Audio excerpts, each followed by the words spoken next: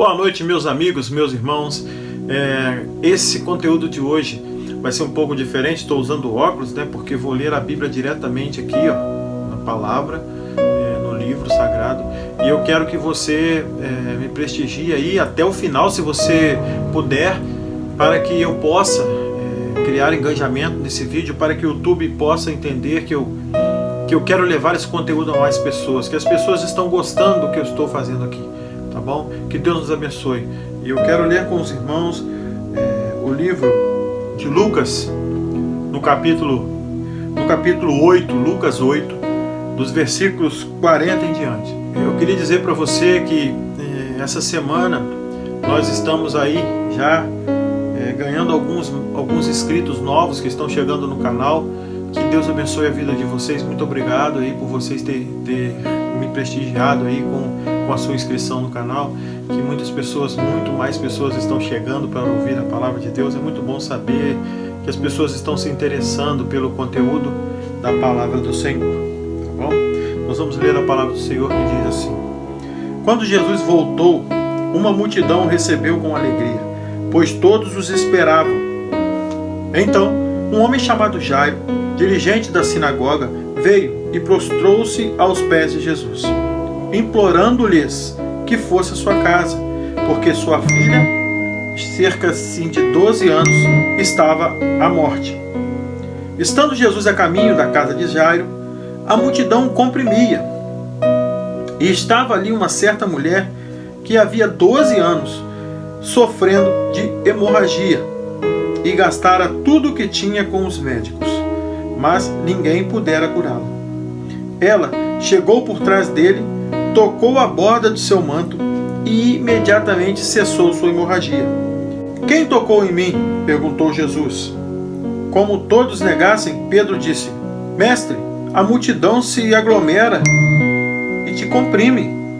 Mas Jesus disse: Alguém tocou em mim, eu sei que de mim saiu o poder. Então a mulher, vendo que não conseguia passar despercebida, veio tremendo e prostrou-se aos pés de Jesus, na presença de todo o povo, e contou que tinha tocado nele e como fora instantaneamente curada. Então ele lhe disse: Filha, a sua fé a curou. Vá em paz. Oremos ao Senhor. Senhor nosso Deus e Pai, ser com a tua palavra e com quem irá recebê-la agora. Que ela nos encha do teu Espírito e do teu conhecimento, pois precisamos do teu conhecimento para termos uma base aonde vento pode soprar, aonde terremoto pode vir, aonde nada tirará a nossa firmeza. Nós pedimos a tua orientação. Abençoa-nos neste momento em nome de Jesus. Amém. Com o passar do tempo, a gente vai criando uma certa afinidade com aquilo que buscamos. E esta afinidade, dependendo do que você for fazer, pode te levar a momentos de grande vitória. Vitória tão grande que talvez você não almeje, ou talvez nunca tenha pensado em chegar. Por que eu estou falando isso? Porque no texto em que lemos, Jesus vinha de vários milagres que ele tinha feito, e nós sabemos que essa história já tinha percorrido vários povos. Nós sabemos que o ser humano por si só, ele já é um ser humano, nós já somos pessoas que temos a tendência de ter medo. Isso é uma consequência normal da nossa natureza, e por muitas vezes o medo salva a gente. E outras tantas, o medo faz a gente perder oportunidade também. Mas a verdade é que esse sentimento controlado dentro da gente nos faz respeitar a autoridade, nos faz nos colocarmos no nosso lugar. Quando um homem diz assim: eu não tenho medo da morte, no sentido natural, ele está completamente equivocado na sua forma de pensar. Porque aquele que não tem medo da morte pode sim estar num momento em que ele acha que não precisa mudar a sua forma de vida, e esse eu posso te garantir que é uma das piores formas de não se temer a morte. Você não ter medo da morte pode trazer para você, nesse caso, um problema muito sério, que é a falta de querer mudar. Ou seja, achar que o que você faz está certo e você vai viver assim mesmo. Isso pode funcionar assim dentro da nossa mente para que a gente possa ter uma vida perante a sociedade, em que a sociedade aceite o que façamos, mas Deus não aceita. Como assim? Você que vive uma vida profana, longe dos ensinamentos de Deus, que não tem uma meta, que não corre atrás de alguma coisa, que não procura conhecer nem estudar alguma coisa para se libertar de problemas que você tem apenas porque não conhece. Isso então causa em você um certo conforto, porque você acredita que já sabe de todas as coisas e fica ali sem querer aprender mais. O que eu quero dizer com isso e o que o texto tem a ver com isso? Por que toquei no assunto sobre Jesus no começo? Como o povo queria Jesus e o que ele queria de Jesus? Eu queria deixar claro aqui que Jesus naquele momento, no momento em que ele estava ali chegando naquela localidade onde o povo já o esperava, como nos diz o primeiro versículo, que a multidão esperava ansiosa pela presença de Jesus. A palavra de Deus também fala que um certo homem chamado Jairo, que tomava conta da sinagoga, estava com uma filha muito doente e ele precisava que ela fosse curada, ou seja, ele queria que ela fosse curada. Então ele sabia que Jesus estava chegando e ele precisava então da presença de Jesus para que a sua filha fosse curada, pois ele já sabia que Jesus ia curá-la. Ele sabia, ele firmemente entendia que a simples presença de Jesus poderia curar a sua filha. Nesse ponto, você entende que a esperança que aquele homem tinha não era apenas nas coisas que Jesus fazia, não era apenas naquilo que Jesus traria, mas em si no próprio Jesus, que ele poderia sim trazer a saúde de volta à sua filha. E a gente sabe que no meio daquilo tudo, no meio daquela conversa, surge então uma mulher. E esse é o fato que mencionei no início do vídeo.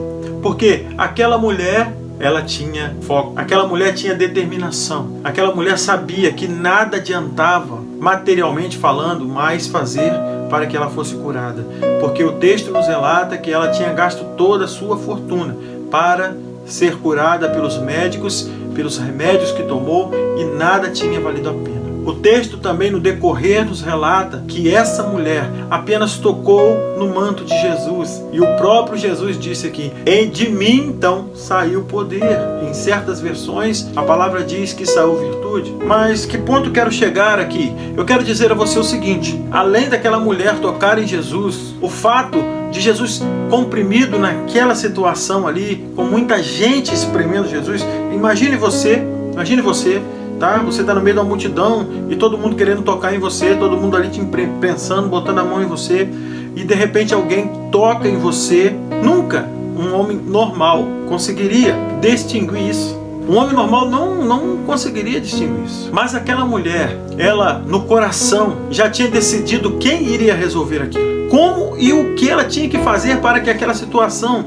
fosse resolvida para ela. Aquela mulher entendeu que o que ela tinha que fazer não dava para ser diferente. O que ela fez? Ela tomou uma atitude, ela seguiu uma direção e não pestanejou. Ou seja, ela não em nenhum momento o texto nos relata que ela fraquejou no seu objetivo. Ela sabia o que tinha que fazer. Ela fez porque ela sabia o que tinha que fazer.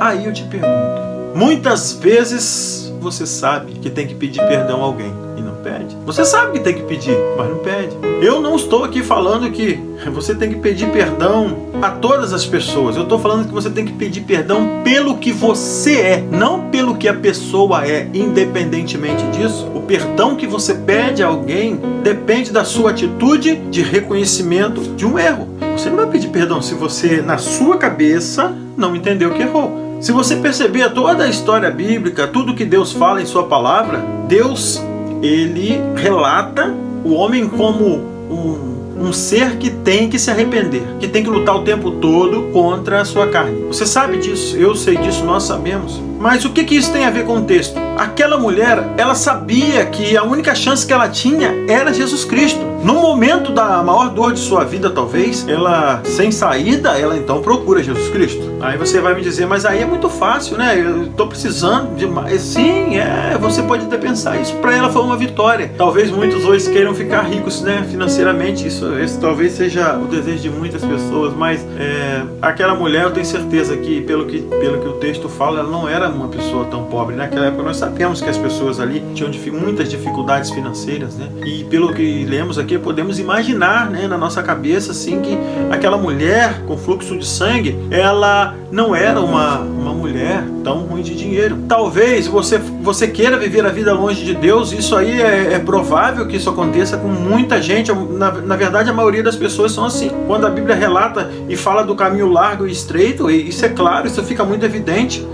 Jesus Cristo fala sobre aqueles que o negariam, aqueles que não queriam a presença dele. Jesus fala sobre isso. O fato é que você precisa entender que quando quisermos alguma coisa que venha de Deus, a nossa parte, ela vai ter que ser feita. Vários textos da Bíblia nos mostram isso. Temos que partir do princípio que a nossa atitude não vai ser negligenciada por Deus. Não é porque aquela mulher, de fato, Jesus Cristo ali poderia ter curar ela antes, se ele quisesse. Mas o querer de Deus, ele nunca vai ultrapassar o seu querer. E ele é Deus, hein? Quando se tratar de pessoal, de íntimo, o que é seu será respeitado. Talvez você nem queira isso, porque na maioria das vezes as pessoas, elas têm preguiça, né? Quantas vezes eu lembro quando eu era criança, minha mãe arrumava o prato pra mim. Eu até já meio assim lá na minha adolescência, a mamãe arrumava o prato de comida pra mim. Eu tava todo feliz da vida, minha mãe arrumava pra mim. Talvez fosse o erro dela também, né? Não me ensinar que aquilo ali já era coisa que eu tinha que fazer. Mas minha mãe morreu muito nova, eu já era casado, mas ela morreu aí com os seus 57 anos, mamãe morreu, e hoje eu percebo que naquela época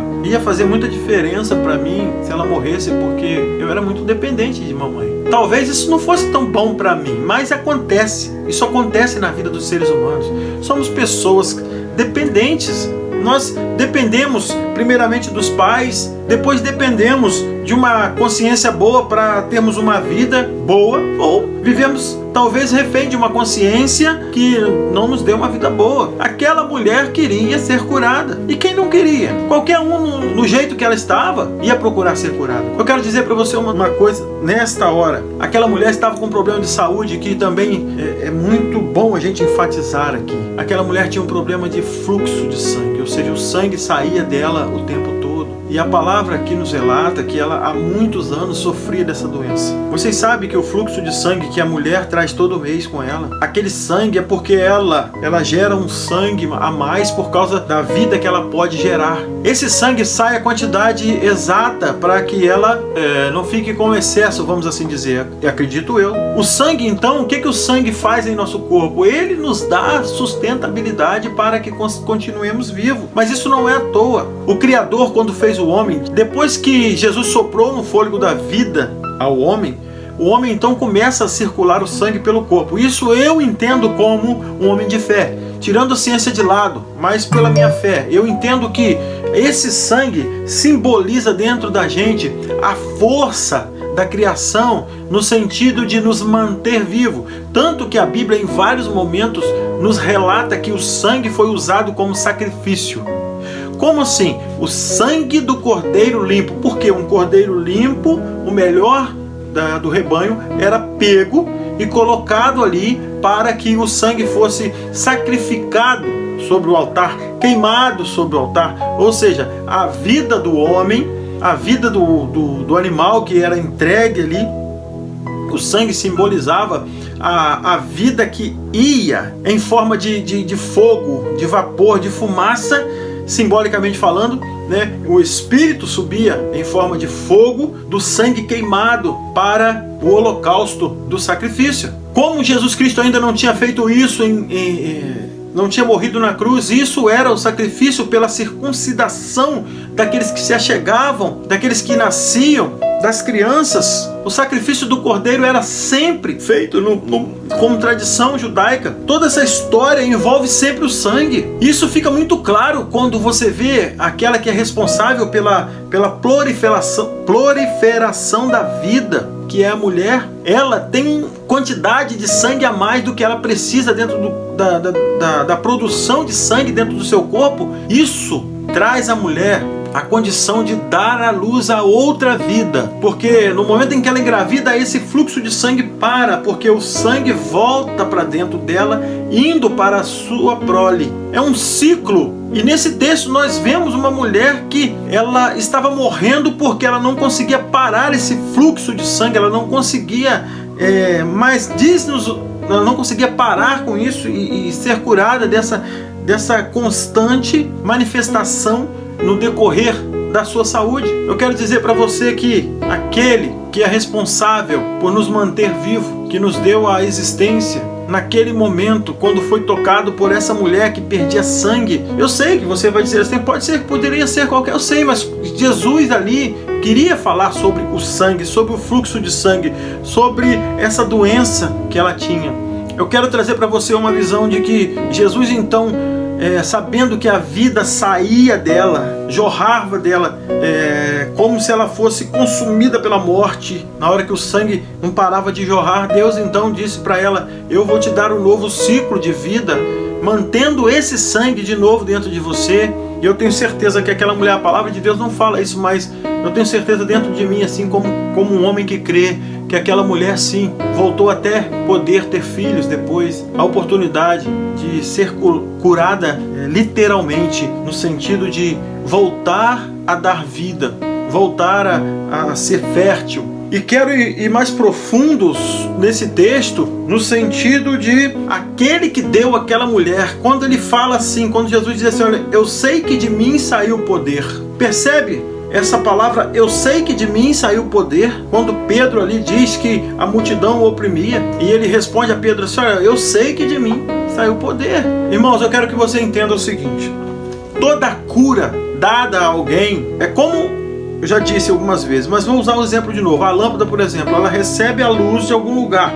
Esse lugar é uma fonte que transmite a ela um poder de se iluminar. Essa fonte, ela é esgotável. Ou seja, se a fonte, se a própria fonte da luz que chega até a lâmpada não continuar produzindo a energia para que a lâmpada se acenda, a própria fonte morre. Aquela mulher tocou numa fonte que não se esgota. O poder que Jesus deu a ela nunca acaba, porque o poder dele é imensuravelmente inesgotável.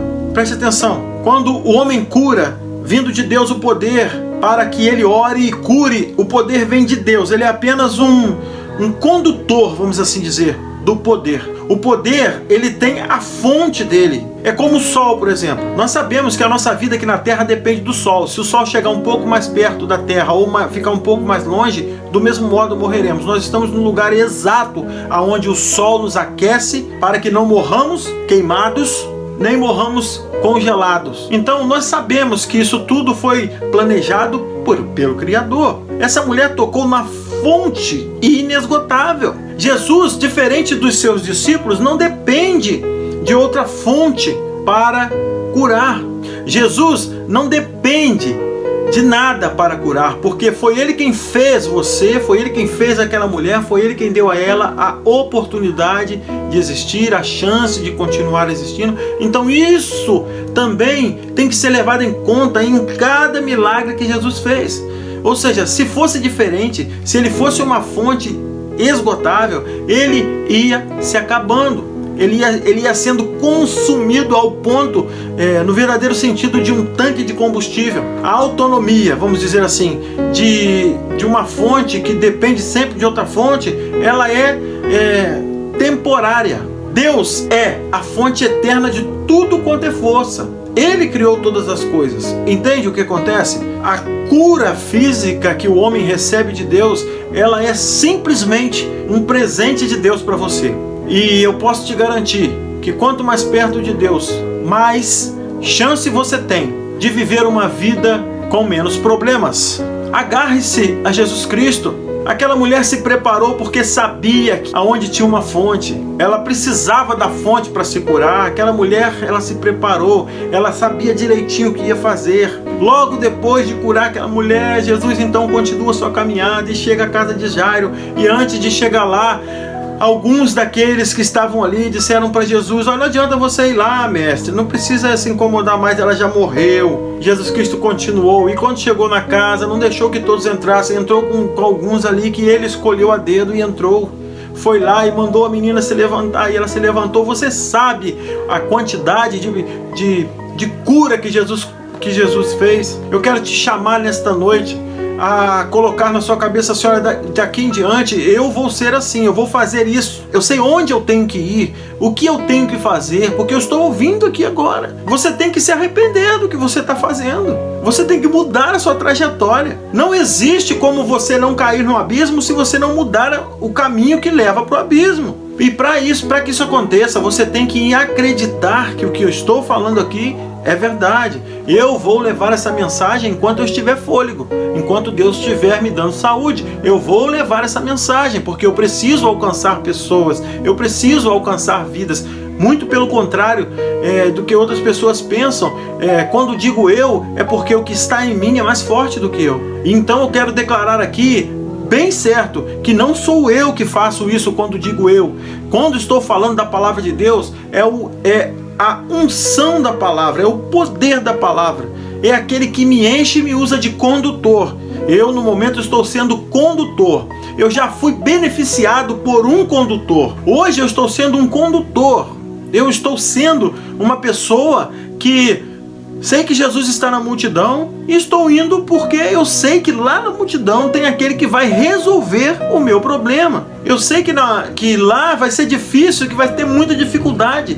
Por isso que eu vou treinar para que eu possa cada dia mais ter mais força, para que quando eu estiver perto dele eu possa pelo menos tocar nas suas vestes, para poder mudar o meu caráter, para poder mudar o homem que eu sou dentro de casa, para poder ser um homem mais vitorioso e naquilo que quero fazer, não no sentido apenas financeiro, mas principalmente no caráter, principalmente quando eu chegar numa certa idade, não ficar por aí olhando para tudo quanto é mulher, achando que eu sou o tal, fazendo papel de trouxa. Eu não quero ser assim. Tudo bem, se você quer ser assim, tudo bem, eu estou aqui falando para você como amigo. Eu quero tentar mostrar para você uma coisa que é o Espírito Santo que vai fazer. A partir do momento que você fizer como aquela mulher, não é a multidão que vai te atrapalhar de chegar aonde você tem que chegar, não. Não é a multidão. Olha, muitos que me conhecem em tudo que eu fiz, que já conversaram comigo pessoalmente, talvez até estranhem eu estar aqui hoje falando. Sabe por quê? Porque lá no meio deles, talvez eu não tenha dado testemunho bastante para fazê-los entender que a minha base não é humana. Talvez também eles não entenderam que eu queria apenas ser amigo e brincar e mostrar para eles que a vida é muito melhor sorrindo do que ficar triste. Mas eu tenho certeza, e vou falar agora, se alguém que já me conhece há bastante tempo, estiver me ouvindo agora, eu não sou mais um na multidão. Eu sou aquele que vou fazer de tudo para tocar Jesus Cristo no meio da multidão. Eu não vou virar as costas para a única chance que eu tenho de sobreviver a uma morte eterna. Eu não vou virar as costas. Eu não vou simplesmente fingir que tudo que Deus fez por mim foi uma mera historinha contada por alguém. O que mais me dignifica nisso tudo é entender que eu não preciso mais de testemunhas, nem de pessoas para dizer para mim se o que eu acredito é verdade ou não. Não. Sabe por quê? Porque o que eu prego aqui, eu sinto na pele, eu vivo isso. Então eu não dependo mais. Então, para você ter uma ideia, eu nem cheguei a encostar ainda no manto, porque talvez no meu entendimento, quando eu chegar a tocar no manto, no meio da multidão, eu sei o que vai acontecer. Para mim, o tocar no manto é o dia que Deus vai falar para mim assim: entre aqui. Eu estou aqui, não mais como mais um no meio da multidão. Eu estou aqui para tocar no manto. A multidão em volta não vai me atrapalhar tocar no manto. A produção incessante do pecado em minha vida, que seria o jorrar do sangue daquela mulher, essa produção vai cessar, porque eu quero tocar no manto. Eu vou buscar o manto sempre. Eu vou estar ali lendo esse texto e buscando o manto sempre, porque Jesus vai estar na frente me levando para tocar no manto. Eu quero ser, sim, cada dia mais, Senhor Deus, cheio do Teu Espírito Santo. Eu quero parar de jorrar coisas que não prestam. Eu quero ter, sim, Senhor Deus, a cura do Teu Espírito Santo. Eu quero, Senhor Deus, sim, guardar dentro de mim o poder que o Senhor me deu de estar vivo, de glorificá-lo, de estar sempre em Sua presença. Eu quero dizer para você nesta noite, nesse momento, nesse dia, não sei a hora que você está vendo esse vídeo, eu quero dizer para você que você é muito importante para Deus, que você é infinitamente superior a esse homem que está dentro de você, destruindo a sua vida, o seu lar, a sua casa. ou até mesmo você que vive uma vida morna, longe de Deus, não busca os ensinamentos de Deus, está aí dentro das igrejas ilustrando o banco, por favor, escute o que eu estou dizendo, não vai haver lugar para você se você não tentar tocar no manto, se você não passar essa multidão, se você não tentar chegar mais perto de Jesus. Louvado seja aquele que me trouxe até aqui, não só nesse momento do vídeo, eu estou falando até aqui vivo, para eu poder me arrepender de tudo que eu já fiz. Muitos aí estão dizendo assim, meu Deus, será quando que ele foi salvo ou se ele não foi? Meus irmãos, essa não é a questão aqui. Eu não estou preocupado comigo aqui. Eu não estou preocupado com o que eu falo aqui neste momento. Eu estou preocupado com o que eu vivo atrás dessas telas aí, atrás das câmeras, dentro da minha casa, do meu lar. Eu estou preocupado com isso. Preocupado se eu estou tratando bem a minha esposa, preocupado se os meus filhos compreendem as minhas atitudes. Eu estou preocupado com isso, e eu estou preocupado porque eu sei que isso tudo é base do Espírito Santo em minha vida. Louvado seja o nome do Senhor que me deu a alegria de estar aqui nesse momento falando com você, glorificando e honrando o nome do Senhor, porque glorificar e honrar o nome do Senhor é estar vivendo o que eu estou pregando aqui. A igreja do Senhor está sedenta de vozes que falam a verdade. A verdade, ela é absoluta. Ela não existe essa história de verdade mais ou menos, ou meia verdade. A mentira usa esses adjetivos para tentar minar a verdade. A verdade é Deus. Ela não tem como ser minada. Ele é a fonte de tudo quanto é energia. É Ele que traz a vida, que nos dá a oportunidade de estarmos vivos. É Ele. Os irmãos me desculpem aí se está ouvindo algum barulho no fundo, mas eu precisava hoje fazer esse conteúdo, porque tem muito mais conteúdo para chegar e eu preciso falar de Jesus, eu preciso falar de Deus para você, eu preciso falar para você. Quem sabe você veja quem sabe você é uma pessoa que esse vai ser o último vídeo que você vai ver, eu não sei de nada. Eu também posso ser o último vídeo que eu vou fazer. A nossa vida não está em nossas mãos. Isso é uma ilusão que nós temos, que nossa vida está em nossas mãos. O que está em nossas mãos é um futuro que não nos pertence. E se não nos pertence, procure o dono do seu futuro então. Já que o futuro está nas suas mãos e você não pode fazer nada além daqui um segundo, procure então quem é o dono do seu futuro. Procure saber dessas coisas. Você não foi feito apenas porque você nasceu, tem essa vida maravilhosa. Você vê como que é maravilhoso ver o netinho nascendo, ver os filhos nascendo, ver eles sendo criados, você tendo disposição, coragem de criá-los, de mostrar a eles que você é um pai protetor. Isso é gostoso, isso é a vida. E a mãe também dando a luz ali, e com tantos problemas, e etnias, e povos, e jeitos, e gostos, de tudo quanto é tipo de jeito, e variedades diferentes. Você sabe disso. Tantas coisas nesse mundo existem por causa da discórdia, e cada dia mais a discórdia está sendo pregada de uma maneira como se não fosse. Tem gente que denomina o amor da correção como se a correção fosse o mal. A correção não é do mal, a correção faz parte do amor, e isso dá uma impressão ao homem que isso é falta de amor. Nunca! Se isso fosse falta de amor, Deus não nos amaria, porque Deus nos corrige, Deus nos constrange, Deus nos exorta o tempo todo. Ele está fazendo agora aqui exortar você. Seja mais um, como aquela mulher que sabia o que queria, que mesmo no meio da multidão tomou a atitude certa. Seja como Jairo, que estava ali sabendo que Jesus podia curar a filha dele. Seja como aqueles homens que, ao invés de correrem de Jesus, como ficaram aqueles homens aterrorizados, quando Jesus pouco antes disso tinha colocado o espírito de um homem dentro de uma manada de porcos. Um homem foi descarregado daquele pecado que o texto nos fala que ele era forte, grande, que ninguém podia com ele. Jesus, no simples olhar ali, mandou os demônios saírem. Eles saíram, montaram numa grande manada de porcos e caíram no precipício abaixo. Aqueles homens ficaram aterrorizados com Jesus ali naquele momento e pediram que Jesus fosse embora, com tanto medo que eles ficaram do que aconteceu. Eu só quero dizer para você uma coisa. Hoje eu tenho a alegria de ter a palavra de Deus como base. Muitos não tiveram essa alegria. Naquela época eles não tinham a Bíblia para ler assim como nós hoje. Eles não tinham o Novo Testamento como nós temos. Eles tinham sim as Escrituras Sagradas escritas nas pedras, mas não tão dividida em capítulos, em momentos em que únicos que Jesus separou só para nós, para essa geração. E você é um escolhido dessa geração, você está com essa geração nas mãos, nós estamos aqui louvando e agradecendo o nome do Senhor. Eu sei que você, onde você estiver, que Deus nos abençoe, que Deus abençoe você, sua família, e esteja sempre certo, que Deus jamais compactuará com o mal. Que Deus nos abençoe e até um próximo conteúdo, se Deus assim nos permitir. Fui!